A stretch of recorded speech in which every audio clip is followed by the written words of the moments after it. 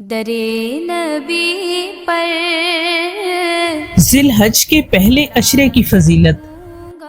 آپ صلی اللہ علیہ وآلہ وسلم نے ارشاد فرمایا کہ دنیا کے دنوں میں افضل دن ذی الحج کے پہلے عشرے کے دن ہیں۔ عرض کیا گیا کہ کیا جہاد کے ایام بھی اس کے مثل نہیں؟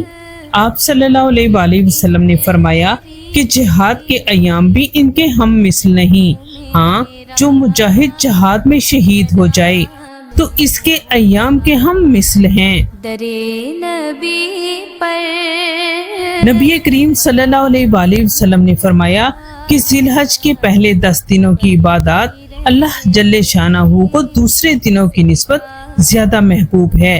اس عشرے کے ایک دن کا روزہ 1 سال کے روزوں کے برابر ہے اور ایک رات کی عبادت 1 سال کی راتوں کی عبادت کے برابر ہے۔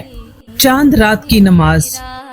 نبی کریم صلی اللہ علیہ وآلہ وسلم نے ارشاد فرمایا کہ جو کوئی اول رات ذی الحج میں 4 رکعت نفل پڑھے اور ہر رکعت میں سورۃ اخلاص 25 مرتبہ پڑھے تو اللہ جل شانہ اس کے لیے بے شمار ثواب لکھیں گے اور اس کے نامہ اعمال میں 25 سال کی عبادات کا ثواب لکھیں گے اور وہ مرنے سے پہلے بہشت میں اپنا مقام دیکھ لے گا۔ 1 تا 10 ذی الحج کی نمازیں۔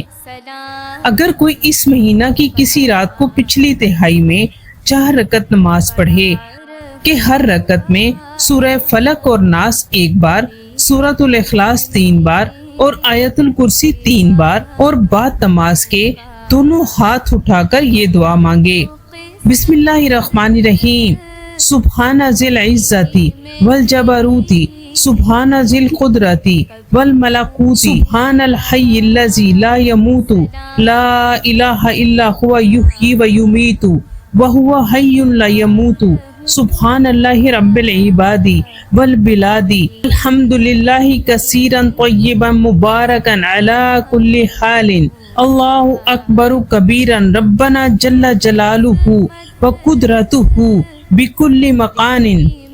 پاک ہے وہ ذات جو عزت والی اور غلبہ والی ہے، پاک ہے قدرت والی اور بڑی بادشاہی والی ذات، پاک ہے ہمیشہ زندہ رہنے والی ذات جس نے کبھی فنا نہیں ہونا، اس کے سوا کوئی معبود نہیں۔ وہ زندہ کرتے ہیں اور موت دیتے ہیں اور وہ ہمیشہ زندہ رہنے والے ہیں۔ پاک ہے اللہ جل شانہ بندوں اور شہروں کے پروردگار، اور اللہ جل شانہ کو ہے تعریف بہت پاکیزہ مبارک۔ ہر حال پر اللہ جل شانہ بہت بڑے بزرگ ہمارے رب ہیں اور ان کی بزرگی اور قدرت ہر جگہ ہے۔ پھر جو چاہے دعا کریں، اس کے لیے اجر ہے۔ جیسے کسی نے حج کیا بیت اللہ حرمت والے کا اور اللہ جل شانہ کی راہ میں جہاد کیا، جو دعا مانگے گا اس کو عطا کی جائے گی۔ اگر 10 راتوں میں اسی ترتیب سے عبادت کرے گا تو اللہ جل شانہ اس کو فردوس اعلیٰ میں داخل فرمائیں گے اور اس کی ہر برائی مٹا دیں گے۔